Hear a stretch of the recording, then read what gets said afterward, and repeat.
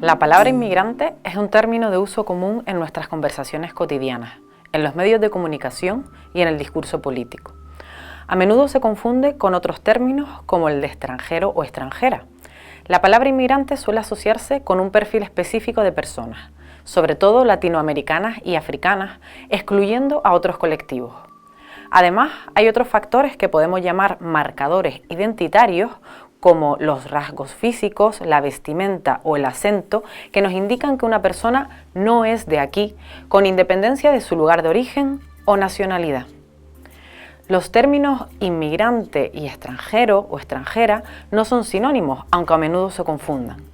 Es importante tener en cuenta que no todas las personas inmigrantes son extranjeras y no todas las personas extranjeras son inmigrantes.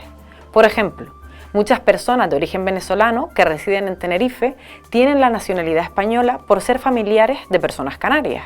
Y por otro lado, hay niños y niñas que han nacido en Tenerife, pero que no tienen la nacionalidad española por ser hijos o hijas de personas inmigrantes extranjeras. Respecto a la población inmigrante en Tenerife, ¿cuántas son y de dónde vienen?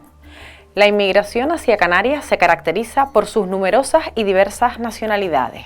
Las procedencias más frecuentes son países americanos como Venezuela, Cuba, Argentina o Colombia y países europeos como Italia, Reino Unido o Alemania, y una presencia relativamente baja de personas de origen africano. Sin embargo, y a pesar de su baja proporción, la población de origen africano ha estado en el centro de la agenda política y mediática de Canarias desde el año 2006 con la denominada crisis de los cayucos.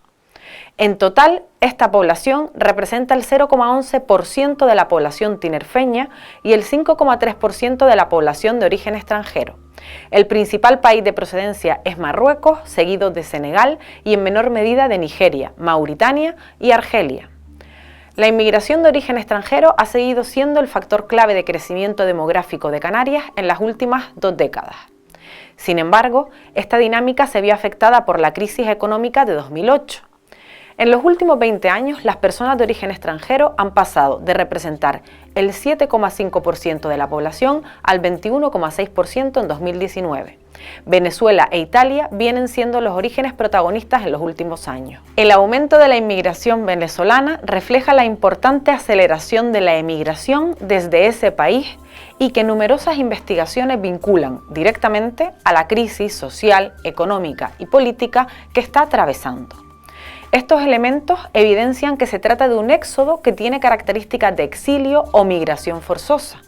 De hecho, por tercer año consecutivo, Venezuela ha sido el país de origen de un mayor número de personas solicitantes de protección internacional en España.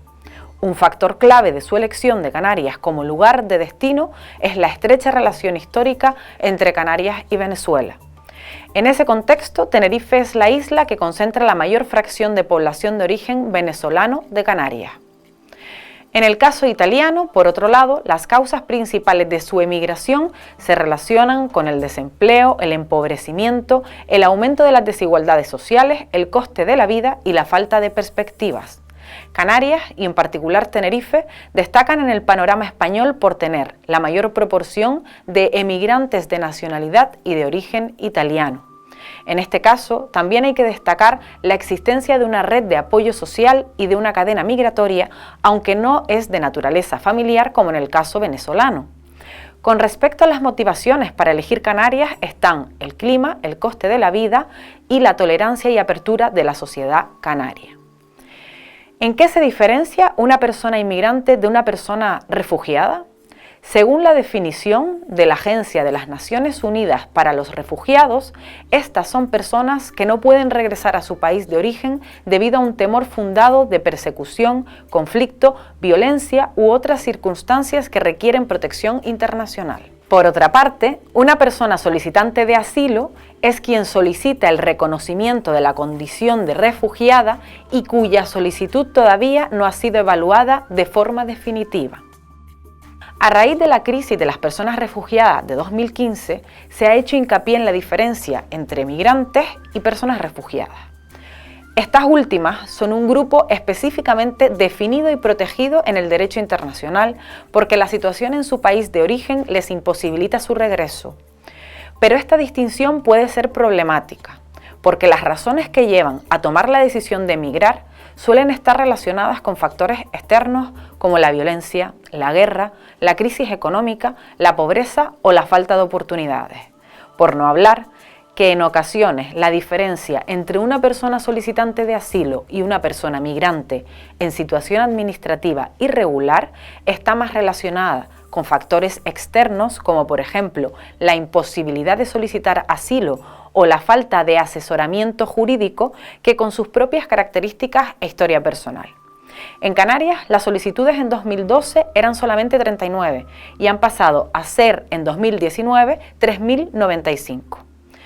Este crecimiento se debe esencialmente al aumento considerable de solicitudes presentadas por personas de origen venezolano, colombiano, hondureño y salvadoreño. Sin embargo, es muy llamativo que el aumento significativo de personas a través de rutas marítimas no se vea reflejado en las solicitudes de protección internacional, un aspecto que está directamente relacionado con la vulneración del derecho a las garantías jurídicas relacionadas con el asilo. Entre estos elementos problemáticos podemos señalar también la normalización de la práctica de las devoluciones en caliente que impide la identificación de personas necesitadas de protección internacional y el acceso al procedimiento de asilo, así como también la lentitud del proceso de gestión de las demandas de asilo y la baja tasa de reconocimiento del estatuto de refugiado. Con el término menor extranjero no acompañado se define al niño o niña extranjero menor de 18 años que es nacional de un Estado al que no se le aplica el régimen de la Unión Europea, que llega a territorio español sin un adulto responsable de él, ya sea legalmente o con arreglo a la costumbre, apreciándose riesgo de desprotección del mismo, así como a cualquier menor extranjero que una vez en España se encuentre en aquella situación, de acuerdo con el artículo 189 del Reglamento de Extranjería. En los últimos años ha aumentado sensiblemente la llegada de MENA por vía marítima, pasando de 223 en 2014 a 7.026 en 2018. En Canarias hay un total de 488 menores extranjeros no acompañados, de los cuales 166 están en Tenerife. Diferentes informes de organizaciones internacionales de defensa de los derechos de la infancia destacan que la situación en la que se encuentran niños y niñas de origen extranjero no acompañado en España no siempre reúne las garantías que la infancia debe tener aseguradas. Para terminar, cabe señalar otra realidad importante que no suele ser contemplada cuando se habla de migraciones. Me refiero a las segundas generaciones de origen inmigrante. En la literatura sobre migraciones se denomina segunda generación a aquellas personas nacidas en España de padres y madres extranjeros o traídas al país antes de los 12 años. En general, se ha consolidado el término de segunda generación para referirse a estas personas. Sin embargo, estas nunca migraron. Podríamos pensar que esta denominación genera una frontera simbólica entre este grupo y aquellos nacidos de descendientes autóctonos. Aquí la reflexión que cabría hacer es: ¿cuándo un inmigrante deja de serlo? ¿Por qué se identifica a los hijos e hijas de inmigrantes como hijos de? Según algunos autores, caracterizar a una población a partir de su filiación está próximo a una forma de racismo culturalista. En cualquier caso, no abundan investigaciones que arrojen luz sobre la integración de estas personas en Canarias. Además, disponemos de pocos datos estadísticos que nos permitan hacerlo, aunque en general los estudios que existen muestran una mayor desventaja de los hijos e hijas de inmigrantes respecto a sus homólogos de origen autóctono, tanto en lo que respecta a los niveles educativos alcanzados como a los puestos ocupados en el mercado laboral. Es importante tener datos certeros acerca de estos fenómenos para diseñar políticas públicas adecuadas que contribuyan a una mayor integración de todas las personas que conformamos esta sociedad, y donde también se contemple la gestión de la diversidad cultural que nos caracteriza.